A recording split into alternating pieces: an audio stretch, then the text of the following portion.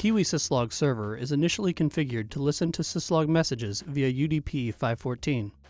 There are additional options to listen over TCP and secure TCP with the option to listen for SNMP traps. You can enable these options by going to the Input section and clicking the respective protocols that you want Kiwi to listen for. You need to make sure that the protocol and ports selected in Kiwi match that of your devices. If your protocol and port match, but you are still not seeing messages, you should verify the firewall is allowing traffic to pass through on the port and protocol selected. If the firewall settings are correct, ensure that no other services are utilizing the port. To find which service is utilizing the port, go to Command Prompt and type netstat-ano.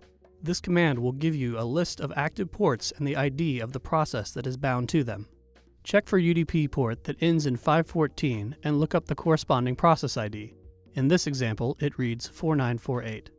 Now open the Windows Task Manager and go to the Process tab and look for the process ID 4948.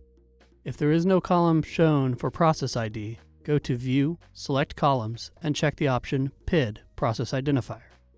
In this case, we find that the process associated with PID 4948 is syslogdservice.exe. If you find another process listed for this PID, right-click on the process and select End so that the port will now be available to Kiwi. Return to the Kiwi Syslog Server console, click on the Manage menu, and stop syslogdservice, and start it again. Now you should begin seeing messages. For more information on Kiwi Syslog Server, contact Kiwi Sales at SolarWinds.com.